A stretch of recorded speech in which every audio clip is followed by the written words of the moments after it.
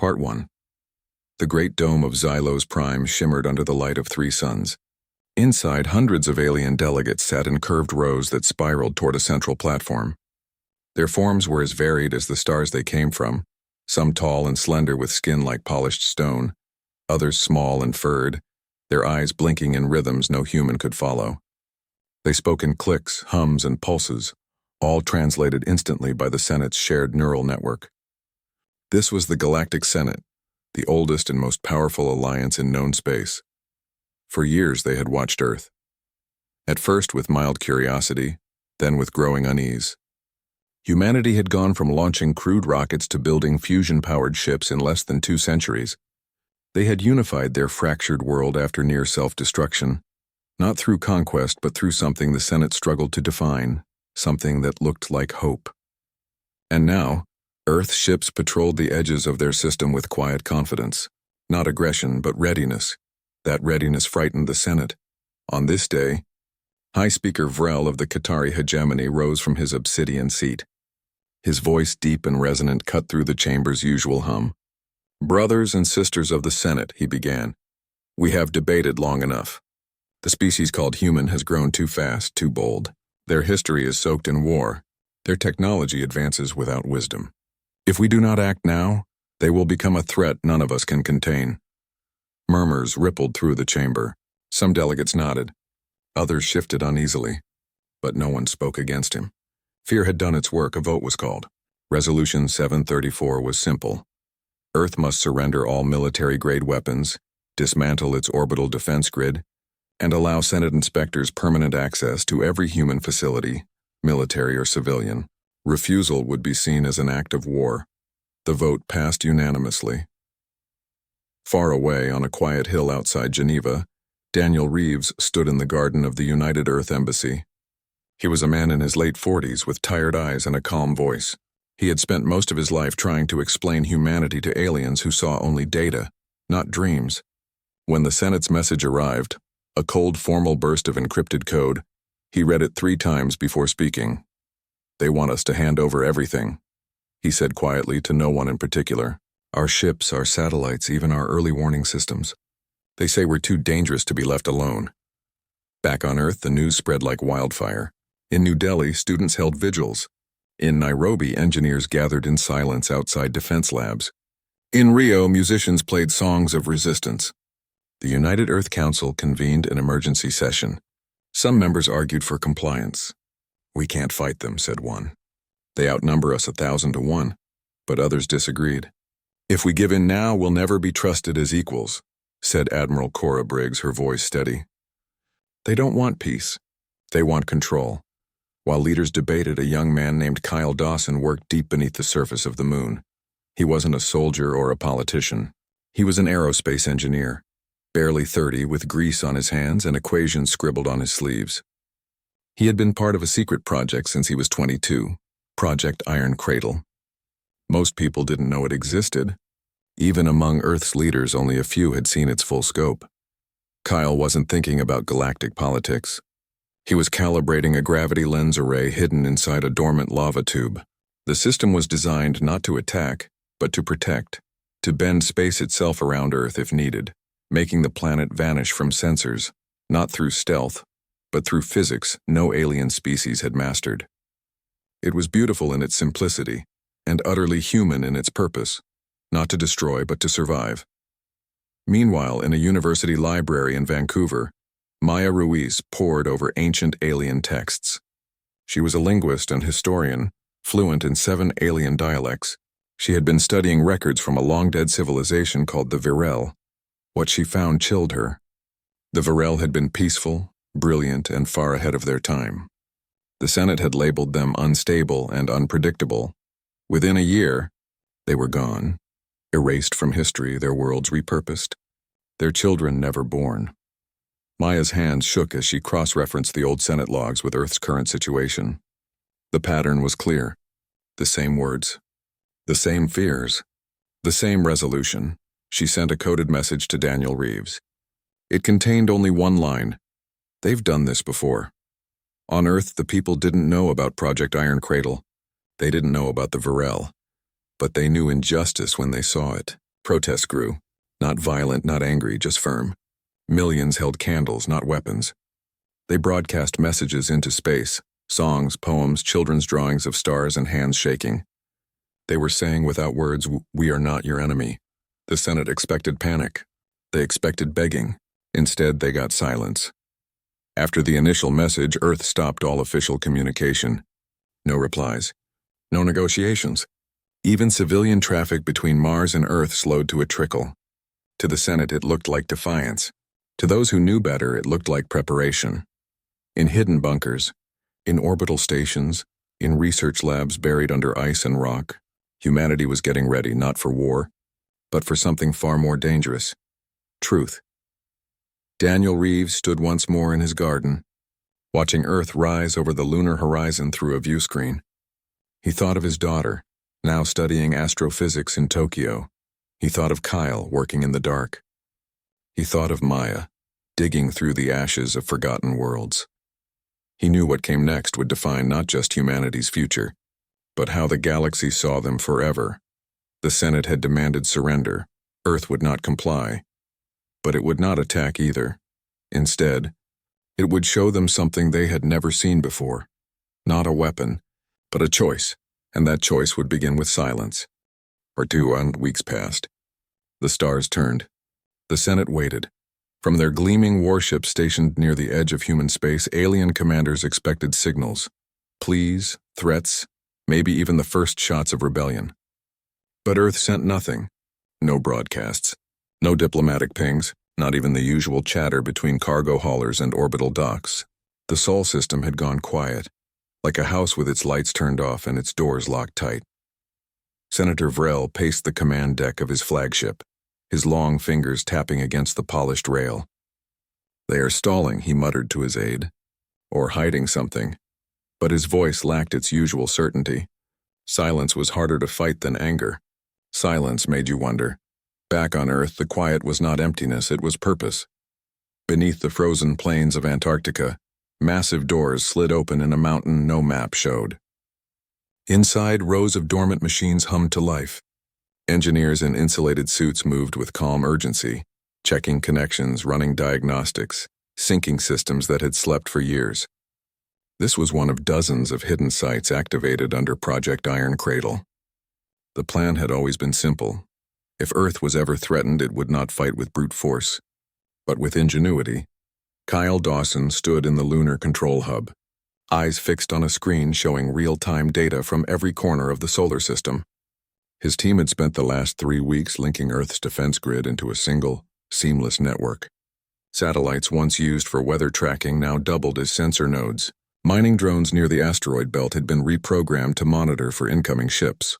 Even old space telescopes, long retired, had been quietly upgraded to detect energy signatures from light years away. None of it looked like a weapon. That was the point. At the same time, Maya Ruiz worked in a dimly lit archive beneath the University of Vancouver. She had stopped sleeping. Food sat untouched on her desk. Her screen glowed with fragments of alien script, records the Senate thought were lost forever. She had traced a pattern through centuries of galactic history. Every time a species advanced too quickly, asked too many questions, or refused to conform, the Senate labeled them unstable. Then came the resolution. Then came the silence. Then nothing. She found proof that the Virel hadn't been destroyed in war. They had been offered the same choice Earth now faced: disarm or be removed. They chose to negotiate. They were erased anyway. Maya compiled everything: logs, translations, hidden Senate votes, and encrypted it into a single data packet. She didn't send it yet. She waited for the right moment. On Mars, in a dome city built inside a canyon, school children still went to class. Farmers grew potatoes under red suns. But at night, adults gathered in community halls to discuss what they would do if war came. Most agreed they would not run. They would not hide. They would stand together not as soldiers, but as people who believed in something worth protecting. Admiral Cora Briggs oversaw the final checks on Earth's orbital defenses. She walked through silent corridors lined with dormant consoles. Her officers spoke in low voices, their faces lit by soft blue screens. No one panicked. No one shouted. They had trained for this, not for battle but for clarity. "We are not here to scare them," she told her crew. "We are here to show them who we are." Meanwhile, the Senate grew restless. Rumors spread among the lower delegations. Some said Earth was building a superweapon. Others whispered that humans had already fled, abandoning their world. A few even suggested that Earth's silence meant they had accepted the resolution and were complying in secret. But Vrel knew better. He ordered a small scout vessel to approach the edge of the Sol system and send a standard hail. The ship crossed the boundary near Pluto and transmitted its message. No reply came. The scout waited 12 hours. Then it sent another. Still nothing.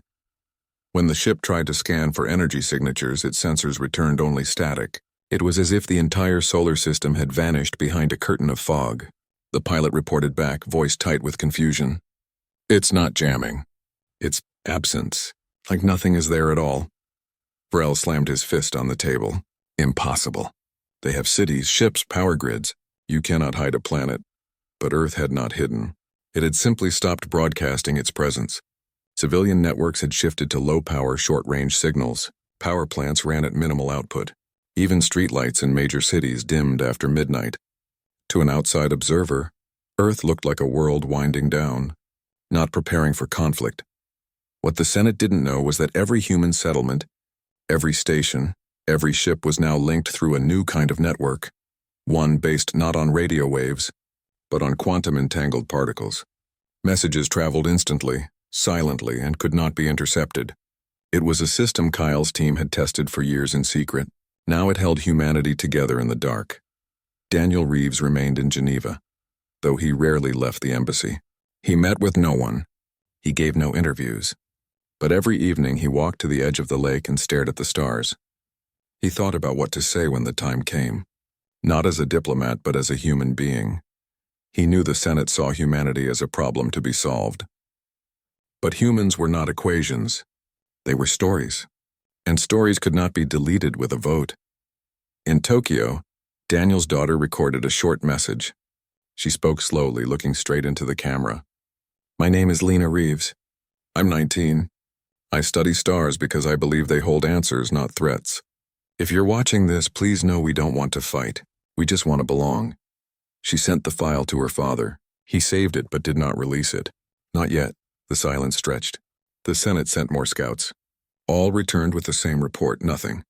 No weapons, no fleets, no signs of rebellion. But deep in the moon's crust, Kyle activated the final sequence of Project Iron Cradle. Lights flickered across a control panel. A soft chime echoed through the chamber. "It's ready," he said. Maya, thousands of miles away, received the signal. She opened her encrypted file. She added one final line. "We are not the Varel. We remember." And then she waited. Earth held its breath. The galaxy watched, and still, no one spoke. Part 3. The Senate could wait no longer. After 6 weeks of silence, they made their move. A fleet of 23 warships painted in the silver and violet of the hegemony crossed into human space. Their orders were clear. Enforce Resolution 734 by any means necessary. If Earth refused to disarm, they would do it for them. Admiral Cora Briggs watched their approach from the command center buried beneath the Rocky Mountains. She did not sound the alarm. She did not scramble fighters. She simply nodded to her communications officer and said, "Send it." At that moment, every human settlement in the Sol system, Earth, Mars, the Moon, the orbital rings, even the research outpost near Jupiter, powered down non-essential systems. Lights dimmed. Factories paused. Entertainment networks went dark.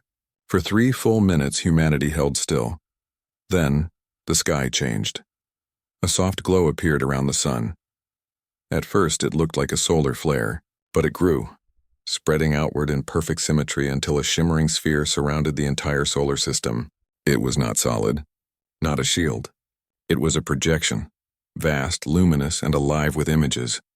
From the bridge of the lead Senate ship, Captain Zen stared in disbelief.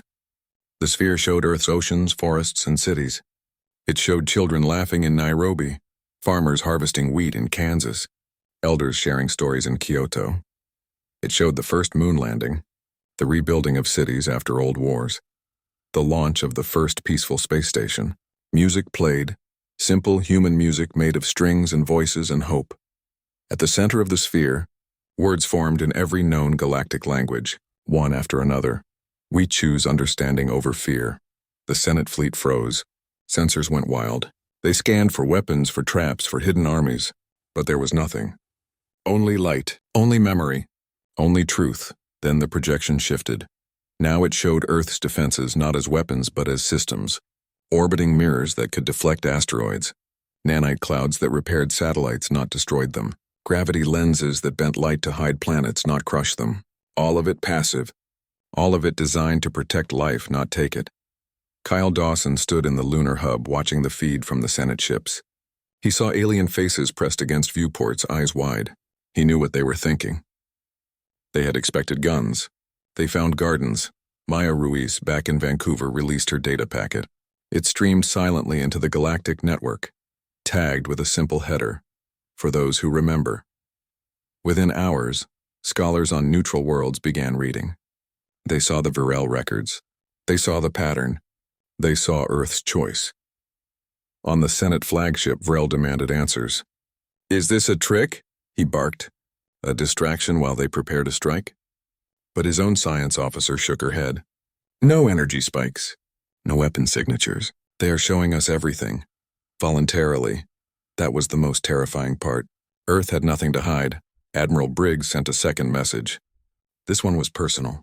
She appeared on every Senate screen, standing in her uniform. No weapons visible, no backdrop of war rooms. "We are not your enemy," she said calmly. "You came here expecting monsters. But we are just people. We build, we heal, we dream. And yes, we defend. But only when we must." She paused. "You asked us to disarm. We ask you to understand."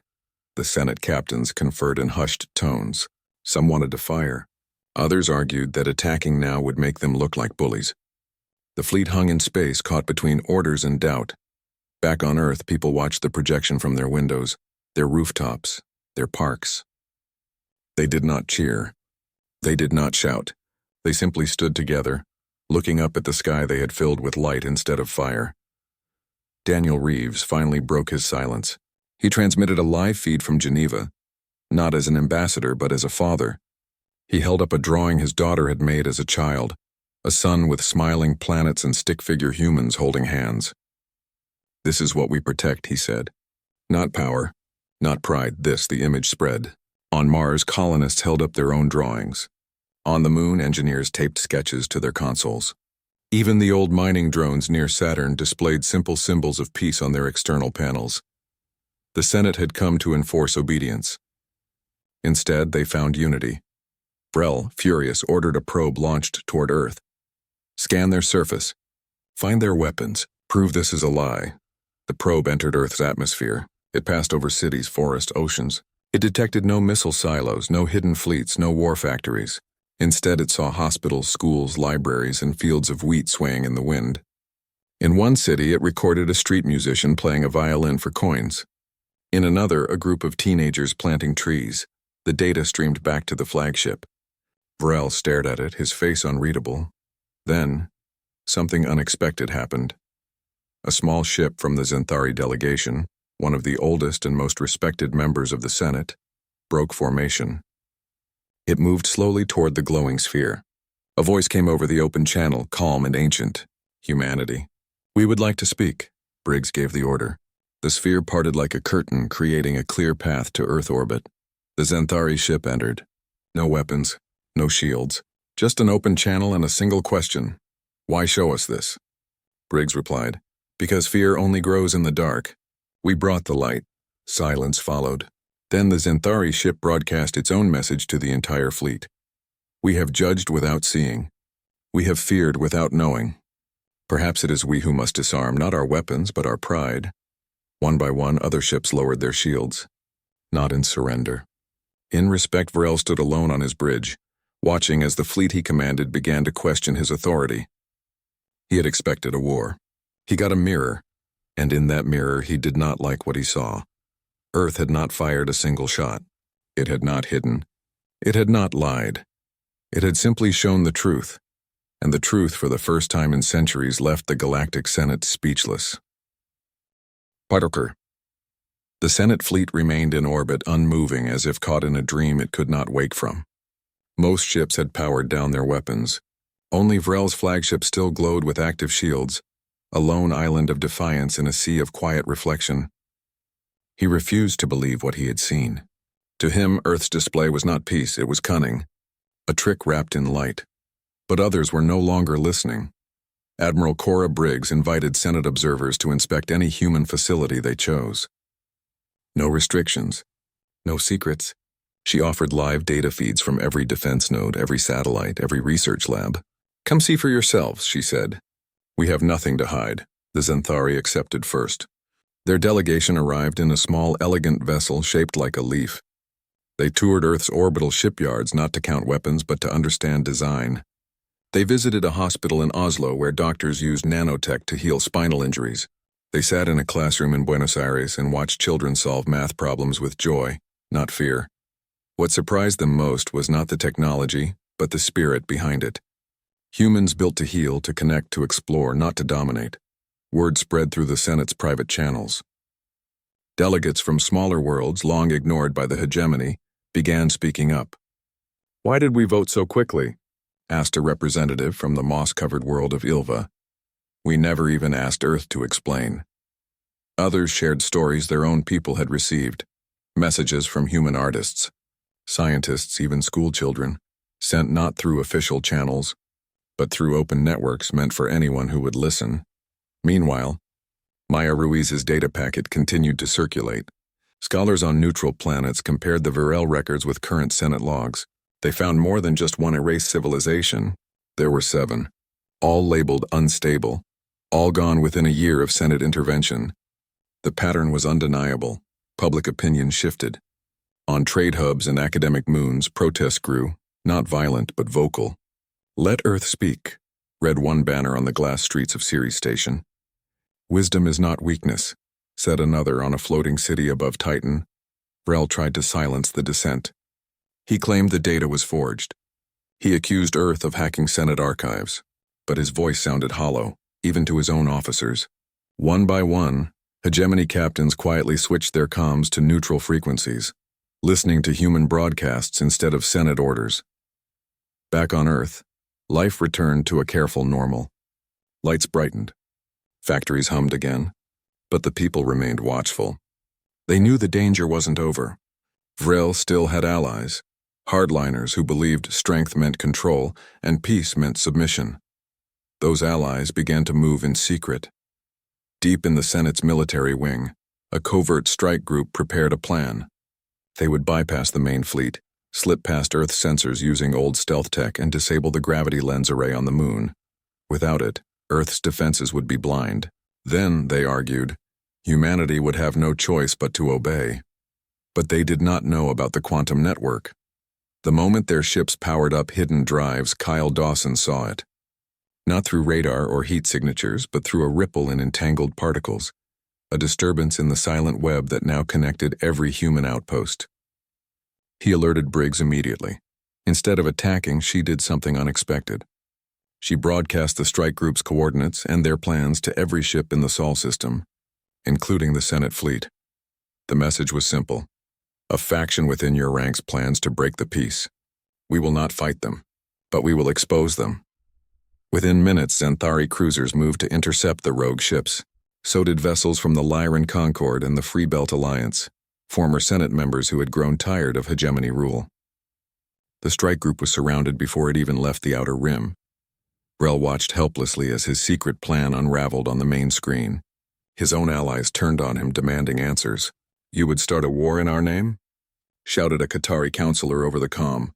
"Without our consent?" Shamed and cornered, Vrel had no reply. Then came the final blow. Maya Ruiz, with Kyle's help, released a second transmission. This one contained not just history, but proof. Recordings of closed-door Senate meetings, budget logs for black site weapons programs, and orders to suppress peaceful species under false pretenses. It showed that the Senate itself had broken its own laws for centuries, all in the name of stability. The galaxy watched as the truth poured out. Not in anger, not in revenge, just fact laid bare. On Earth, Daniel Reeves stood before a live galactic feed. He did not gloat. He did not accuse. He simply said, "We do not seek to replace your Senate. We seek to join it as equals. Not because we are stronger, but because we believe fairness matters." His words reached further than any weapon ever could. Delegates who once feared humanity now saw them as a mirror, a reflection of what the Senate had lost: honesty, compassion, the courage to change. Even Varel's closest allies began to distance themselves. The hegemony's influence cracked like thin ice. In the days that followed, Earth opened its doors. Alien scientists walked through lunar labs. Diplomats shared meals in Tokyo and Cairo. Children exchanged drawings across star systems. The silence that once frightened the Senate now became a space for listening, and through it all, Earth never raised a weapon. It only opened its hands. The hardliners still plotted, but their power was fading. The galaxy was waking up. Humanity had not won a war. It had reminded the stars what peace truly looked like, and that, more than any shield or ship, was something the Senate could not ignore. Part 5. The great dome of Xylos Prime filled once more, but this time the air felt different. Lighter, the usual hum of protocol and power had softened into something closer to wonder. Delegates arrived not in armored escorts but in simple shuttles. Some even walked the marble paths alone, eyes wide at the murals newly added to the walls. Images of Earth's oceans, forests and faces painted by human artists invited as guests, not prisoners. High Speaker Varel did not attend. He had resigned quietly, vanishing into the outer systems with only a brief statement. I was wrong. No one pursued him. The Senate had bigger things to do. At the center platform stood Daniel Reeves. He wore no uniform, only a dark coat and a small pin shaped like a sprouting seed, a gift from a school in Nairobi. He did not carry data pads or security escorts. He carried only words. "We did not come here to replace your laws," he began, his voice calm but clear. "We came to add to them. Not with force, but with trust. Not with demands, but with offers." He spoke of the Sol Compact, a new agreement Earth proposed. No weapons would be surrendered. No inspectors would roam freely. Instead, every member world, human or alien, would share scientific knowledge, open cultural exchanges, and agree to one rule above all: no species would be judged without being heard. The chamber listened. Really listened. Then one by one, delegates rose to speak. The Zenthari elder praised humanity's courage to be gentle. The Lyran representative shared how human music had helped heal her people after a long civil war. Even a young delegate from the Qatari hegemony, Vrel's own people, stood and said, "We were taught to fear what we did not understand. Earth taught us to look closer. When the vote came, it was not unanimous, but it did not need to be. The Sol Compact passed with overwhelming support. Earth was no longer a threat to be managed. It was a partner to be respected." After the session, Admiral Cora Briggs walked through the Senate gardens with a Zenthari commander. They spoke not of tactics or fleets, but of their grandchildren. The alien showed her a small stone that changed color with touch. Briggs gave her a pressed flower from her garden in Colorado. Neither weapon nor treaty, just a gift. Back on Earth, life bloomed in new ways. Alien scholars arrived to study human philosophy, not just technology. They sat in cafes, read poetry, and asked endless questions about why humans cried at sunsets or laughed at silly jokes. In return, human students traveled to distant worlds, learning star navigation from the Lyran elders and healing songs from the moss dwellers of Ilva. Kyle Dawson stood on the moon again, but this time he wasn't calibrating defenses. He was helping Zenthari engineers install a joint observatory, one that would scan the galaxy not for threats, but for signals of other young civilizations, so they would never be alone like Earth once was. Maya Ruiz published her findings openly, not as a weapon, but as a warning. Her book, Echoes of the Forgotten, became required reading in Senate academies. She traveled to the ruins of the virile homeworld not to mourn, but to plant a garden, with help from Earth botanists and Zenthari soil singers. Green life returned to the Dead Plains for the first time in 500 years. In Tokyo, Lena Reeves boarded a ship, not a warship, but a science vessel named Horizon. Its mission was simple: travel to Proxima Centauri and listen. Not to conquer, not to claim, just to say, "We are here. Are you?" As the ship lifted off, people across Earth watched. Not with fear, but with pride. Children waved from schoolyards. Elders smiled from porches. And high above, the stars seemed a little closer. The galaxy had expected humanity to fight. Instead, it found a species that chose to build, to share, to remember. Years later, historians would call it the quiet turning, the moment when power gave way to partnership and fear gave way to curiosity. But those who lived it knew the truth. It wasn't about grand speeches or clever plans. It was about a million small choices, a mother teaching her child kindness, an engineer designing a tool to heal, a stranger offering a hand across the void. Earth never sought to rule the stars. It only asked to walk among them, and in doing so, it changed everything. The Senate still met. Laws were still made, but now at every session a single human delegate sat among them, not as a guest but as a voice. And whenever fear rose again, someone would say, "Remember Earth," and the room would grow quiet, not in dread but in hope. For the first time in centuries, the galaxy felt not like a battlefield but like a home, and humanity, once seen as the dangerous child of the stars, became its unexpected heart.